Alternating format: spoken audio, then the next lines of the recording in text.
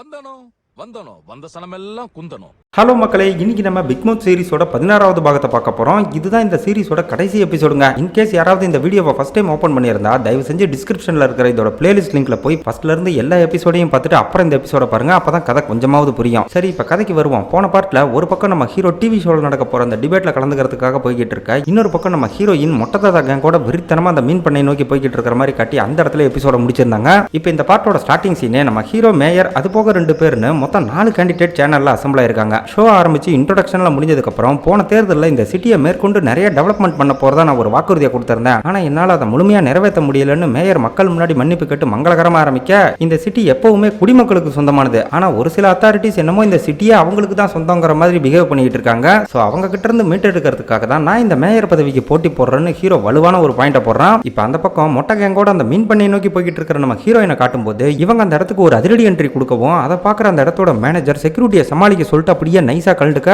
ஒரு செகண்ட்ல அந்த இடமே ரணபூமியா மாறுதுங்க. மொட்டை ஆளுங்கெல்லாம் செக்யூரிட்டிஸை போட்டு போல காட்டுறாங்க. அதுவும் நம்ம ஜெரிலாம் வந்து பாத்தீங்கன்னா ஏதோ ஆக்ரோஷத்துக்கு பிறந்த அணகொண்டா மாதிரி பாஞ்சு அடிக்கிறான். நடக்கிற அந்த கலவரத்தை நம்ம ஹீரோயின் ஒரு பக்கம் கார்ல உட்காந்தபடி கூலா வாட்ச் பண்ணிக்கிட்டு இருக்க, ஓடி போன அந்த மேனேஜர் வேக வேகமா இந்த பண்ணையோட ஓனர் கிட்ட போய் வெளியே இந்த மாதிரி பிரச்சனை போயிட்டு இருக்குன்னு சொன்னா, அவன் அதை கொஞ்சம் கூட கண்டுக்காம காதுல ஹெட்போனை மாட்டிக்கிட்டு கம்ப்யூட்டர்ல கேம் ஆடிக்கிட்டு இருக்கோம். அட வயித்தால போன வஞ்சரம், வெளியே ஒரு கேங் நம்மளை அட்டாக் பண்ணிக்கிட்டு இருக்கு, நான் இங்க இருந்து ஜூட்டோட போறேன், முடிஞ்சா நீ இங்க இருந்து எஸ்கேப் ஆயிருன்னு அப்படியே ஜன்னல் வழியா ஜம்ப் ஆயிடுறான். இப்ப அந்த இடத்துக்கு ஆளுங்களோட வந்த மொட்டை உளுத்து போன ஓனர் மூஞ்ச ஊம குத்தா குத்தி அப்படியே அங்க இருந்து இழுத்துட்டு போக கட் பண்ணி அந்த பக்கம் நடக்கிற டிபேட் ஷோவை தாங்க காட்டுறாங்க. என்ஆர் ஃபோரமோட கீ மெம்பர்ஸ்ல நம்ம மேயரும் ஒரு முக்கியமான நபர்னு ஒட்டுமொத்த கொரியாக்குமே தெரியும். அந்த கடந்த எலெக்ஷன்ல ஜெயிச்சு மேயர் அனுப்ப கவர்மெண்டோட சில கன்ஸ்ட்ரக்ஷன் கான்ட்ராக்ட் எல்லாத்தையும் மொத்தமா என்ஆர் ஃபோரமுக்கே கொடுத்துருக்கோம். அது சம்பந்தப்பட்ட ஆதாரத்தை நம்ம ஹீரோ இந்த இடத்துல காட்ட வரும்போது, உங்க டைம் முடிஞ்சு போச்சுன்னு 10 செகண்டுக்கு முன்னாடியே நம்ம ஹீரோவை பேச விடாம வம்புக்குனே ஆஃப் பண்ணி விடுறாங்க. இந்த பக்கம் கலவரம்லாம் முடிஞ்சு அந்த மீன் பண்ண மொத்தமா இப்ப நம்ம ஆளுங்களோட கண்ட்ரோலுக்கு வந்துருச்சு. இந்த இடத்துல இந்த பண்ணையோட ஓனர் கொஞ்சம் மரண பீதியில இருக்கவும் குடிக்க அவனுக்கு கொஞ்சம் தண்ணியை கொடுத்து, நாங்க ஒரு முக்கியமான தகவலை தெரிஞ்சுக்கிறதுக்காக வந்திருக்கோங்கிற மாதிரி நம்ம ஹீரோயின் சொல்ல, ஏமா இதை உட்காந்து பேசியிருக்கலாமே, எதுக்காக இப்படி ஒரு கலவரத்தை பண்ணீங்க, நீங்க எல்லாம் யாரு, உங்களை யார் அனுப்புனா, எதுக்காக இங்க வந்திருக்கீங்கன்னு கொஞ்சம் பதறிக்கிட்டே விசாரிக்கிறான். அப்ப நம்ம ஹீரோயின் அந்த டனல் கடியில போற பைப்லாம் உண்மையாவே நிலத்தடி நீர் எடுக்க தான் யூஸ் பண்றீங்களான்னு கேட்கும்போது, ஆமா அது எல்லாமே குடிக்கிற தண்ணி தான், ஏன் யாராவது கெமிக்கல் கம்பெனில இருந்து வர பைப்புன்னு சொன்னாங்களான்னு அவனே வாய விட்டு மாட்டிக்க, ஓ அப்படின்னா அதெல்லாம் உண்மையாவே கெமிக்கல் கம்பெனில இருந்து வர பைப் லைனான்னு மடக்குனதும், அதை பத்திலாம் எனக்கு தெரியாது, நாங்க இந்த இடத்துல முழுக்க நிலத்தடி நீரை தான் யூஸ் பண்றோம், வேணும்னா பாத்துக்கோங்கன்னு இவ கொடுத்த வாட்டர் பாட்டில் தண்ணியை வீம்புக்குன்னு குடிச்சு காட்டுறான். அப்ப நம்ம ஹீரோயின், இது உண்மையாவே குடிக்கிற தண்ணி தான்னா உனக்கு எந்த பிரச்சனையும் வராது, ஏன்னா நீ குடிச்ச தண்ணியை நாங்க அந்த பைப்ல இருந்து தான் பிடிச்சிட்டு வந்தோம்னு சிரிச்சுக்கிட்டே சொல்ல, அதை கேட்டதுமே இவன் மூஞ்சி பயங்கர கலவரமாகுது. அட பாவீங்களா, ஏன்டா இப்படி ஒரு காரியத்தை பண்ணீங்க, தயவு செஞ்சு ஆம்புலன்ஸுக்கு போன் பண்ணுங்கடான்னு பயங்கரமா கதற ஆரம்பிக்கிறான். எப்ப நீ தானே இது குடிக்கிற தண்ணின்னு சொன்ன, இப்ப எதுக்காக பதறன்னு கேட்கும்போது, இதெல்லாம் பேச இதுவா நேரம், தயவு செஞ்சு ஆம்புலன்ஸுக்கு போன் பண்ணுகியான்னு வாந்தி கூட எடுக்க முடியாம பயங்கரமா முக்கிட்டு இருக்க, இவ கூலா அந்த தண்ணியை அவன் முன்னாடியே குடிச்சு காட்டி, இது வீட்டுல இருந்து பிடிச்சிட்டு வந்த தண்ணி தான், இப்ப நீ மட்டும் உண்மையை சொல்லல அப்படின்னா நிஜமாவே அந்த தண்ணியை குடிக்க வச்சிருவன்ற மாதிரி மிரட்டினதும் ஆள் அப்படியே மிரண்டு போய் திரும்பி மீன் பண்ணைய ஒரு லுக்கு விடுவான் பாருங்க. இவன் பார்வையை வச்சு இந்த பண்ணை முழுக்க கெமிக்கல் கம்பெனியோட வேஸ்ட் வாட்டர் தான் யூஸ் பண்றாங்கன்னு ஹீரோயின் தெளிவா புரிஞ்சுக்கிறா. இப்ப இங்க நடக்கிற எல்லா விஷயத்தையும் தப்பிச்சு போன அந்த மேனேஜர் இருக்கான்ல, அவன் அந்த பக்கம் அந்த 3 அக்யூஸ்ட்ல இருக்கிற சேர்மன் பைபிளைக்கு போன் பண்ணி சொல்ல, அதை கேட்டு அவன் ஒரு பக்கம் பயங்கரமா பதறும் போதே உள்ள நடக்கிற அந்த டிபேட்டை தாங்க காட்டுறாங்க. இங்க மேயர் அவனோட முறைக்கு நம்ம ஹீரோ தோத்து போன அந்த கிரிப்டோ கரன்சி கேஸ் இருக்குல்ல, அதுல அவன் லஞ்சம் வாங்கிட்டு வேணும்னே தான் தோத்து போனாங்கிற மாதிரி ஒரு குற்றச்சாட்டை வைக்க, அது ஒரு பொய்யான குற்றச்சாட்டுன்னு ஹீரோ சொல்லும் போது, ஒருவேளை அதை நிரூபிச்சுட்டா எலெக்ஷன்ல இருந்து இப்பவே வாபஸ் வாங்கிக்கிறியான்னு ஹீரோக்கு ஒரு செக் வைக்கிறான். இதனால இவனும் இப்ப வேற வழி இல்லாம அவனோட இந்த சேலஞ்சுக்கு ஓகே சொல்லிட, அந்த பக்கம் நம்மளுங்க மீன் பண்ணி அட்டாக் பண்ணாங்கல்ல, அதை இங்க இருக்கிற வக்கீல் கிட்ட வந்து சேர்மன் சொன்னதும் அதை எவன்டா அட்டாக் பண்ணதுன்னு இவன் ஒரு பக்கம் பதற ஆரம்பிக்கிறான். இது எல்லாமே ஹீரோவோட வேலை தாங்கிறது இவங்களுக்கும் தெளிவா புரியுது. இப்ப அவங்கள தடுக்கிறதுக்காக மேயரோட அசிஸ்டன்ட்டை கூப்பிட்டு ஏதோ ஒரு பிளானை போட்டுக்கிட்டு இருக்க, அந்த பக்கம் நம்ம ஜெரி வக்கீல் ஃப்ரெண்டுக்கு போன் பண்ணி நடந்த எல்லா விஷயத்தையும் சொல்லும் போது, மீன் பண்ணையில பயன்படுத்துறதெல்லாம் கெமிக்கல் வாட்டர்னு தெரிஞ்சதும் இவனுக்கு ஒரு பக்கம் பக்குன்னு இருக்கும். ஏன்னா ஹீரோயின் அதே வேஸ்ட் வாட்டர்ல நனைஞ்ச விஷயம் இவனுக்கு தெரியும்ல, சோ அதை நினைச்சு அவளுக்கு ஏதாவது பிரச்சனை இருக்குமோன்ற மாதிரி ஓரளவுக்கு இவன் கெஸ் பண்ணிடுறான். இந்த பக்கம் நம்ம ஹீரோ மேயருக்கு ஆப்பு வைக்கிற விதமா எப்பவும் இல்லாத அளவுக்கு இந்த சிட்டில புற்றுநோயாளிகளோட எண்ணிக்கை 20 மடங்கு அதிகமாயிருக்குல்ல, அந்த விஷயத்தை பத்தி உங்களுக்கு தெரியுமாங்கிற மாதிரி ஒரு கேள்வியை கேட்க, சேனல்காரங்க அப்படியே இந்த விஷயத்தை டைவர்ட் பண்ண பாக்குறாங்க. ஆனா இந்த முறை ஹீரோ அதுக்கு இடம் கொடுக்காம கேங் பெருசுக்கு ரொம்ப பிடிச்ச அந்த NF9 ப்ராஜெக்ட்டை பத்தின முழு தகவலையும் சொல்ல ஆரம்பிக்கிறான். இவன் இதை பத்தி இங்க பேசிக்கிட்டு இருக்கிற அதே சமயம் NF9க்கு பின்னாடி இருக்கிற பல ரகசியங்கள் அந்த பண்ணையோட ஓனர் மூலமா நம்ம ஹீரோயினுக்கு தெரிய ஆரம்பிக்குது. இந்த ப்ராஜெக்டோட தீமே காரோட ஸ்பேர் பார்ட்ஸ், எலக்ட்ரானிக் பொருட்கள் எல்லாம் தயாரிக்கிறது தான். பட் அதை தயாரிக்கும் போது வெளியே வரக்கூடிய அந்த வேஸ்ட் வாட்டர்ல அதிகப்படியான ரேடியேஷன் இருக்கும். இந்த மாதிரி ரேடியேஷன் வேஸ்ட்டை ப்ராப்பரா டிஸ்போஸ் பண்ணணுங்கிறது தான் அரசாங்கத்தோட ரூல். ஆனா அந்த ப்ராசஸ்க்கு அதிகப்படியான செலவாகும் அப்படிங்கிறதுனால இப்படி ஒரு மீன் பண்ண செட்டப்பை உருவாக்கி அதோட வேஸ்ட்டுங்கிற பேர்ல இல்லீகலா அந்த ரேடியேஷன் வேஸ்ட் எல்லாம் கடல்ல கலந்துகிட்டு இருக்காங்க.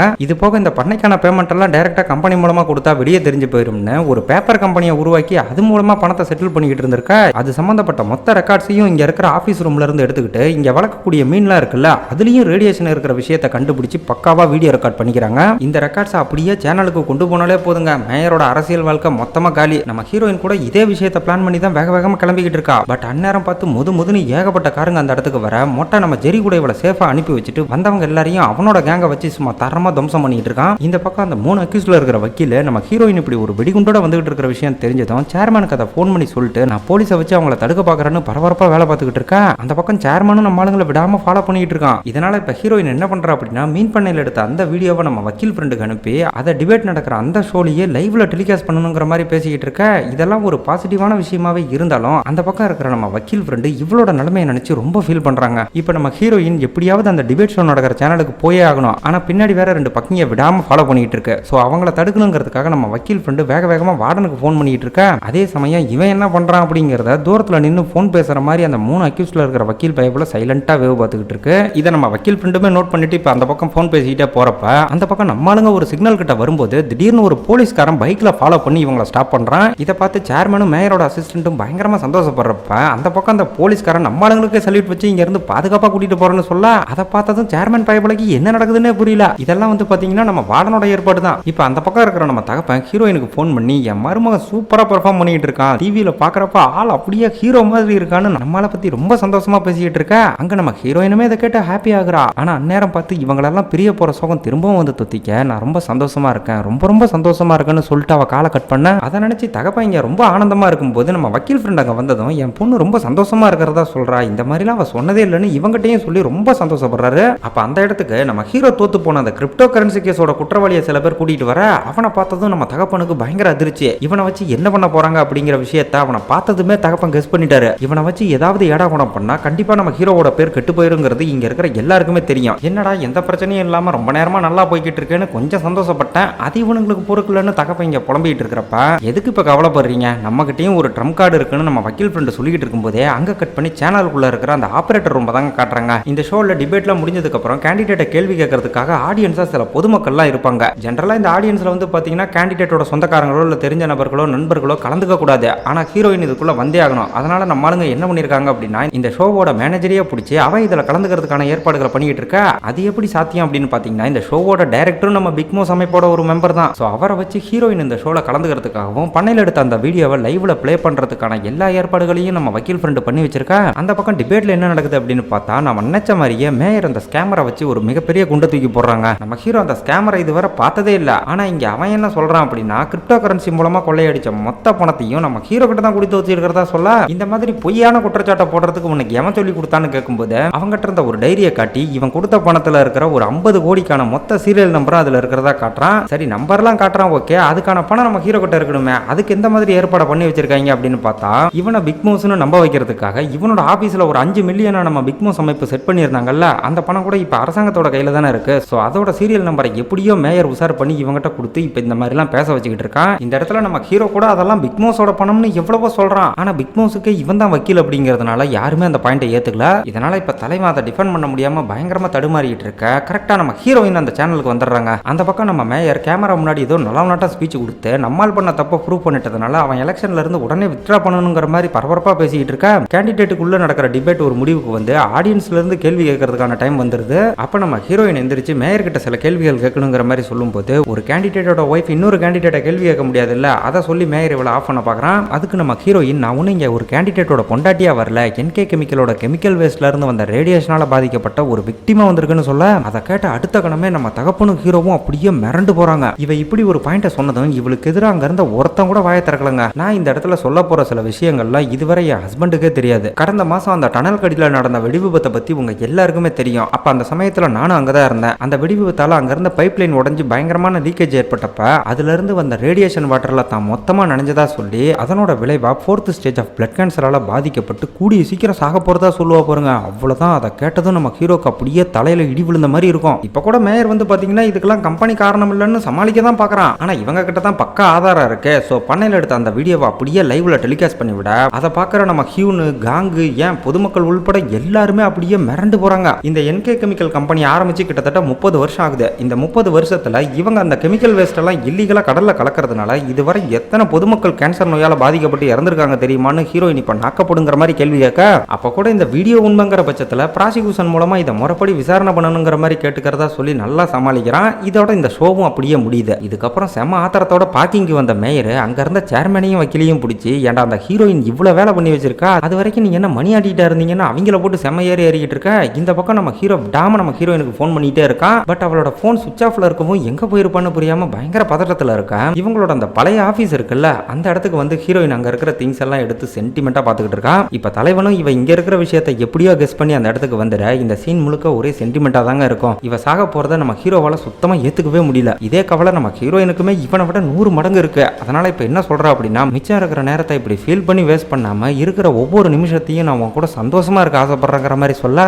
தலைவனால இந்த துக்கத்தை அடக்கவே முடியல. பாவம் கட்டி பிடிச்சி கதறி கதறி அழுகுறான். காதலிச்சு கல்யாணம் பண்ண இவனே இவ்வளவு கஷ்டப்படுறான் அப்படின்னா இவளை பெத்து இவன் மேல உசிரியே வச்சிருக்கிற நம்ம தகப்பனுக்கு எப்படி இருக்கும். பாவம் அந்த மனுஷன் நம்ம மொட்டையோட ஹோட்டல்ல உட்காந்து வேதனையில பயங்கரமா துடிச்சுக்கிட்டு இருக்காருங்க. இதுக்கப்புறம் அடுத்த நாள் ப்ராசிக்யூட்டர் ஆபீஸ்ல உட்கார வச்சு நம்ம மேயரை விசாரணை பண்ண ஆரம்பிக்க, இதுக்கெல்லாம் இவன் கொஞ்சம் கூட பயப்படுற மாதிரியே தெரியலங்க. இப்ப கூட ப்ராசிக்யூட்டர் ஒரு பக்கம் தொண்டாவி போக பேசிக்கிட்டு இருந்தா அதை கொஞ்சம் கூட கண்டுக்காம அங்க இருந்த கண்ணாடியா குறுகுறுன்னு பார்த்துட்டு பக்கத்துல போய் அந்த பக்கம் யாரு இருக்கா, ஹீரோ இருக்கானா இல்ல காங் இருக்கானா இல்ல 2 பேருமே இருக்காங்களான்னு கேட்டுட்டு, இப்படிலாம் நீங்க பண்றதுனால மட்டும் இங்க எதுவுமே மாற போறது இல்ல. நாளைக்கு எலெக்ஷன்ல கூட ஜெயிச்சு நான் தான் மேயராக போறேன். உங்களால எதையுமே மாத்த முடியாது. வழக்கம் போல விரல் சூப்பிக்கிட்டு என் பின்னாடியே தெரிய போறீங்கன்னு கொஞ்சம் ஓவர் நக்கலா பேசிக்கிட்டு இருக்கா. இவன் கெஸ் பண்ண மாதிரியே அந்த பக்கம் நம்ம ஹீரோ காங்குன்னு 2 பேருமே நின்றுட்டு இருக்காங்க. இந்த இடத்துல மேயர் சொன்னது ஓரளவுக்கு உண்மைதான். ஏன்னா இந்த கேஸை வச்சுலாம் அவனை எதுவுமே பண்ண முடியாது. என்கே கெமிக்கல் கடந்த 30 வருஷமா ரேடியேஷன் வாட்டர் கடல்ல கலந்துகிட்டு இருக்காங்க. ஆனா இவன் அந்த கம்பெனிக்கு இப்பதான் ஓனரா இருக்கான். நம்ம ஆளுங்க என்னதான் முக்குன்னு முக்குனாலும் கம்பெனியை காலி பண்ண முடியுமே தவிர இவனை எதுவுமே பண்ண முடியாது. இப்ப கூட இந்த வழக்கு சம்பந்தப்பட்ட எல்லா பழியையும் செத்து போன அந்த கேங் பெருசு மேலதான் போட போறாங்கிற விஷயத்த நம்ம ஹீரோ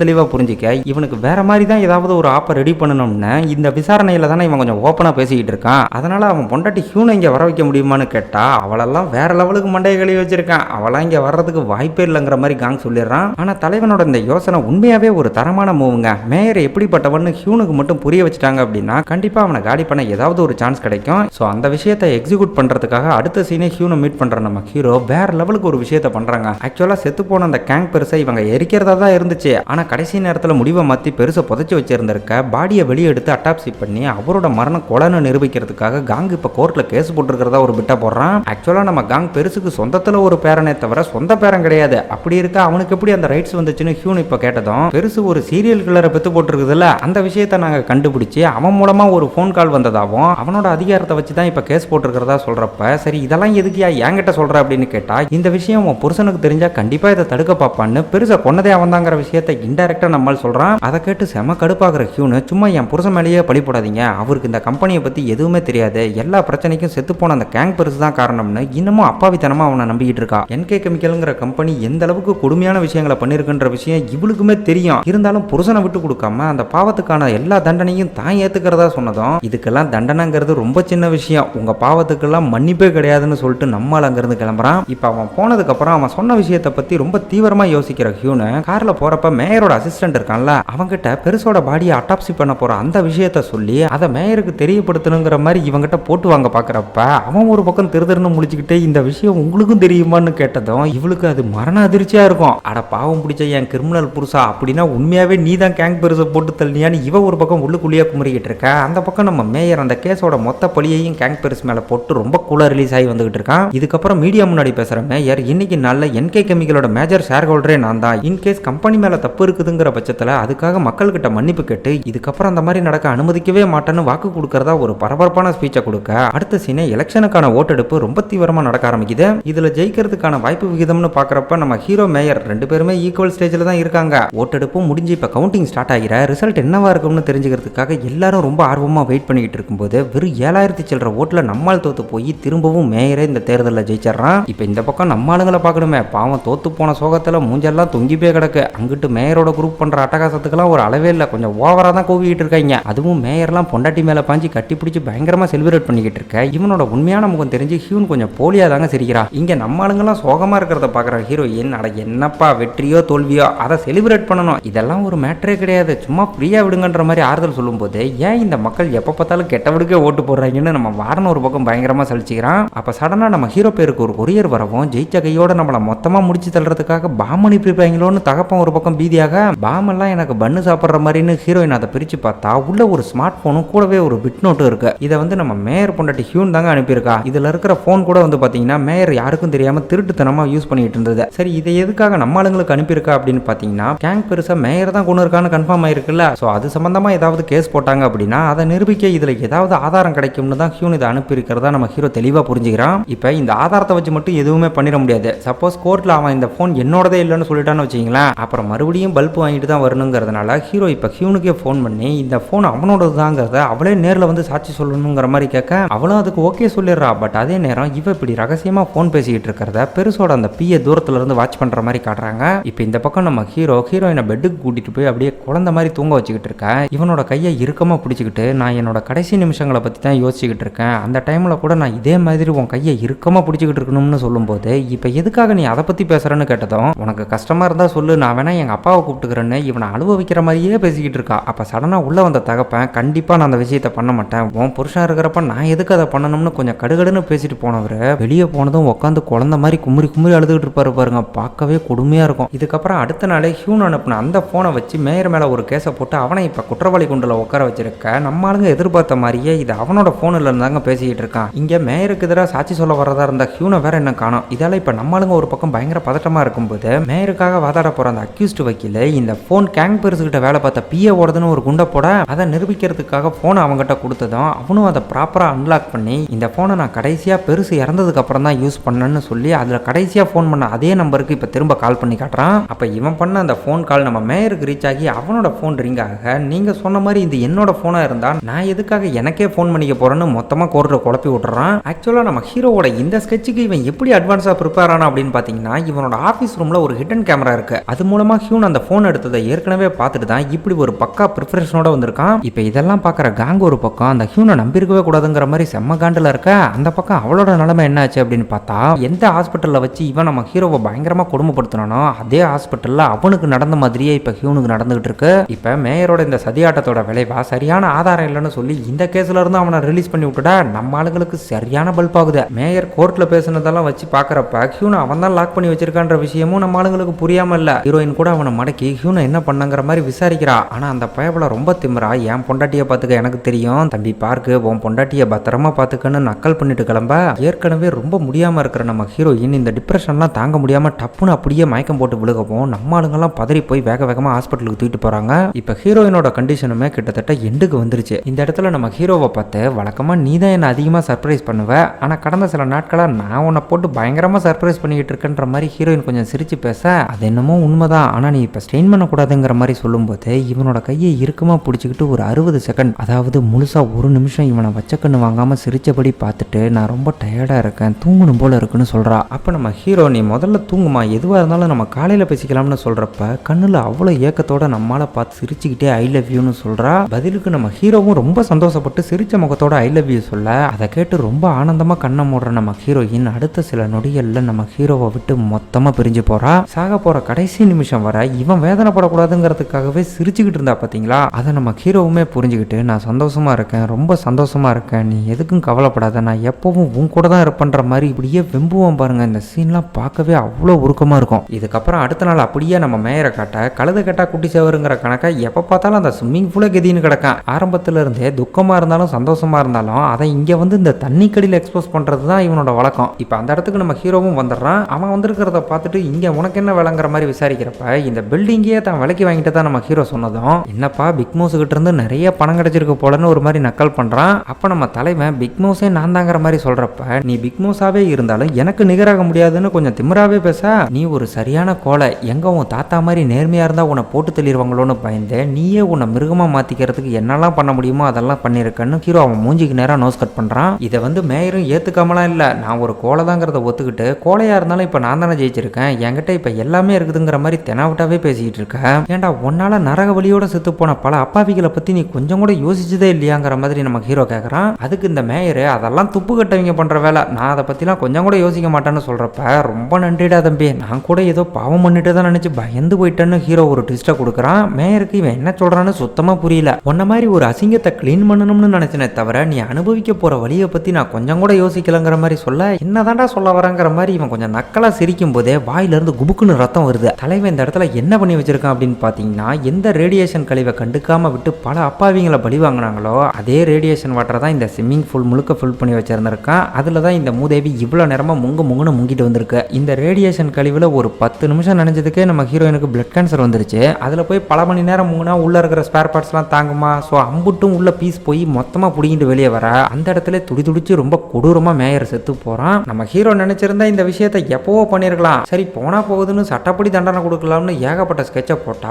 சும்மா அதுல இருந்து தப்பிச்சுக்கிட்டே இருந்தா மனுஷாளுக்கு கடுப்பாகும் தானே. அதான் ரத்தத்துக்கு ரத்தம் பித்தத்துக்கு பித்தம்னு மொத்தமா முடிச்சு விட்டான். ஸோ ஃபைனலா மேயரோட கதை ஒரேடியா ஒளிஞ்சுது. இதுக்கப்புறம் நம்ம ஹீரோயினோட ஆசைப்படி நம்ம ஹீரோ ஒரு நல்ல பிக் மோஸா டிராவல் பண்ண ஆரம்பிக்கிறான். அந்த ப்ரொஃபஸரோட கொலைகேஸும் இப்போ ப்ரூவ் ஆகி அந்த 3 அக்யூஸ்டுகளும் ஜெயிலுக்கு போக அங்க பழையபடி நம்ம வார்டன் தாங்க ஜெயிலுக்கு வார்டன் ஆயிருக்கான். கொய்யால தூக்கி போட்டு சாணி மீதி 3 பேருக்கு திங்குன்னு விழுவுது. இன்னொரு பக்கம் அந்த என்ஆர் ஃபோரமோட ஒட்டுமொத்த கண்ட்ரோலும் நம்ம காங்கோட கைக்கு வந்துட அவன் இந்த ரேடியேஷன் பிரச்சனை எல்லாத்தையும் கிளியர் பண்ணிட்டு முறைப்படி பிசினஸ் நேர்மையா நடத்திட்டு இருக்கான். இங்க நம்ம ஹீரோ சின்ன வயசுல இருந்து அனாத ஆசிரமத்துல தானே வளர்ந்தான். ஸோ அவனை மாதிரியே நிறைய அனாத குழந்தைங்க இருக்கக்கூடிய ஆசிரமங்களுக்குலாம் கட்டுக்கட்டா பணத்தை அனுப்பி வச்சு அவங்க எல்லாருடைய வாழ்க்கையும் மேம்படுத்த ட்ரை பண்ணிக்கிட்டு இருக்கான். இது போக அந்த மென்டல் ஆஸ்பத்திரியில் வச்சு ஹியூனை வேற குடும்பப்படுத்திட்டு இருந்தாங்கல்ல, அவளை நம்ம காங்கோட பொண்டாட்டியும் சேர்ந்து காப்பாத்திடுறாங்க. ஃபைனலா கையில பூக்களோட ஹீரோயினோட கல்லறையை நோக்கி போய்கிட்டு இருக்கிற நம்ம ஹீரோ அவ சொன்ன மாதிரி ஒரு நல்ல பிக் மோஸா மட்டும்தான் இருப்பன்ற முடிவுல ரொம்ப தீவிரமா இருக்கிற மாதிரி காட்டி இந்த பிக் மோத்துங்கிற சீரீஸை இந்த இடத்துல முடிக்கிறாங்க. இதுக்கப்புறம் 2வதா ஒரு சீசன் எடுக்கிறதுக்கான எந்த அறிகுறியும் இல்ல.